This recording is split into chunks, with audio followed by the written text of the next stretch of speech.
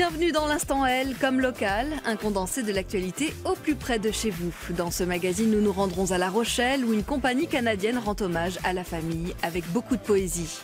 Nous ferons également un détour par la Camargue à la rencontre d'une famille de manadiers. Mais d'abord, cette polémique à Lyon où une fresque du peintre mexicain Diego Rivera a été partiellement rasée. Le bâtiment était devenu un repère de délinquants. Certains habitants sont donc soulagés, d'autres en revanche ont lancé une pétition sur Internet. C'est tout ce qu'il reste de la fresque. 2 murs avec quelques dessins de Diego Rivera. Le cœur de l'ouvrage a été détruit. Il y a 10 ans, nous avions rencontré Fatima. À l'époque, cette habitante du quartier avait hâte d'accueillir l'œuvre d'art. Je suis très contente. Il y a beaucoup de couleurs et puis ça va emmener un petit peu de monde par ici, je pense. Donc tout est positif, hein. Aujourd'hui, son discours a changé. Elle se dit même soulagée de sa disparition partielle. Les jeunes se cachaient derrière. Il y avait Moi, il y a des jours où je ne dormais pas du tout. C'était vraiment, je ne sais même pas dire le mot, le boxon, quoi. Elle a tout de même gardé un bout de la fresque en souvenir. Cette œuvre, qui raconte des passages de l'histoire du Mexique, a été rejetée par les habitants qui y voyaient une apologie de l'esclavage. Plusieurs fois endommagée, c'était même devenu un repère pour les délinquants. Ce dont les habitants se plaignaient, c'était ça. C'était essentiellement du trafic de stupéfiants, du fait que des jeunes stationnaient derrière, et puis qu'à plusieurs reprises, il y a eu effectivement des véhicules brûlés. Pour Gérard Klein, porteur du projet, ces arguments ne justifient pas sa destruction. S'il suffisait de démolir une œuvre d'art pour que le trafic de drogue disparaisse, il faudrait en parler au ministre de l'Intérieur. Ça lui rendra peut-être service. Mais enfin, c'est ridicule. Il a lancé une pétition en ligne pour réhabiliter la fresque. Elle a pour l'heure recueilli 72 signatures. Direction la Camargue à présent, où le métier de manadier a encore de beaux jours devant lui. Les jeunes prennent la relève, à l'image de ses 2 sœurs, filles et petites filles de gardiens. Quelque part en Camargue, dans l'embouchure du Rhône, entre terre et mer. Aurélie Reynaud et sa sœur Aude s'en vont nourrir leurs taureaux. Juste là-bas, on va les voir. Dès qu'on aura passé les arbres, là, on va les voir. Elles sont la 6e génération d'une longue lignée de manadiers et de gardiens.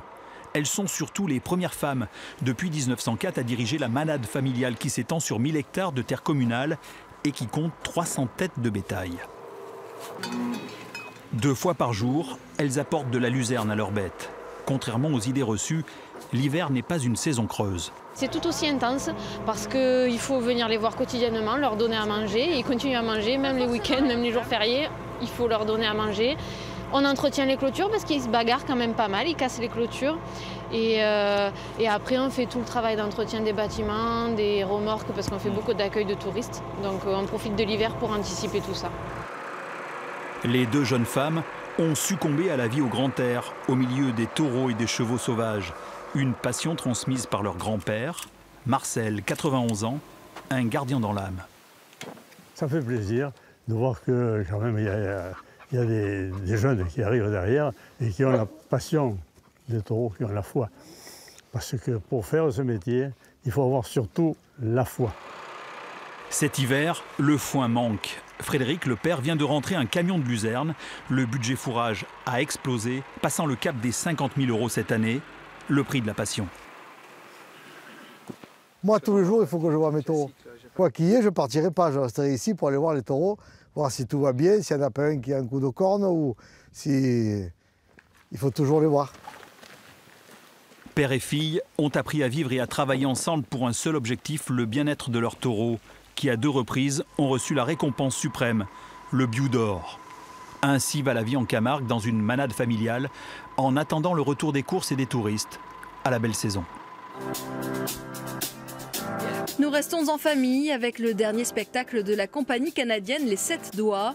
La troupe se produit actuellement à La Rochelle avec une création incroyablement poétique sur les origines et la filiation. La coursive et la compagnie des 7 Doigts, c'est une longue histoire.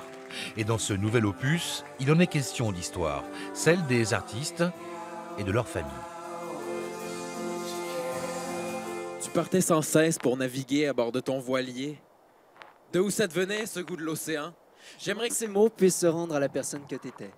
1h30 de spectacle autour d'une interrogation. Sommes-nous hantés par la mémoire de nos ancêtres? Ma grand-mère vient du Japon et elle devait marier un homme qu'elle n'aimait pas. Et mon grand-père, qui est suisse, est allé en voyage là-bas pour faire du judo. Et il a rencontré ma grand-mère et il est tombé amoureux d'elle en fait. Et après quelques mois dans leur relation, ma grand-mère lui a parlé du mariage qu'elle devait avoir avec cet autre homme. Et lui a proposé de s'enfuir. L'héritage à travers les générations mis en lumière par les arts du cirque, comme une discussion en apesanteur. Ma femme est enceinte, ma femme est sur scène avec moi. Du coup, il y a quelque chose de la famille qui est encore plus importante quand en plus je parle de mon grand-père sur scène. Je suis en train de forger une vie et puis je pense que finalement, si on regarde derrière et qu'on sait exactement d'où on vient, je pense qu'on peut regarder devant soi plus facilement. Du coup, je pense que les gens, c'est vraiment, ça les touche. Je Ouais, pense ça que les c'est touche. ça le mot. Puis il y en a beaucoup, Ouais. il y en a beaucoup qui veulent aussi reprendre contact avec certains de la famille qu'ils ont perdu ou qui font pas spécialement l'effort non plus. Et puis en voyant le show, ça donne envie de se projeter en arrière aussi. Les origines, un sujet universel. Le spectacle s'intitule Réversible et c'est définitivement renversé.